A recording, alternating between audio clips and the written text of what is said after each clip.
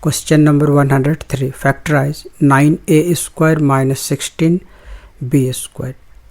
Solution 9a square minus 16b square. हमें इससे factorise करना है, तो हम सिंपली यहाँ पे बोथ टर्म को स्क्वायर के फॉर्म में चेंज कर लेंगे। 9 ये 3 का स्क्वायर होता है, तो हम इस बोथ को एक साथ कंबाइन करके लिख लेंगे 3a होल स्क्वायर, और 16 4 का स्क्वायर होता है, तो ये होगा 4b होल स्क्वायर।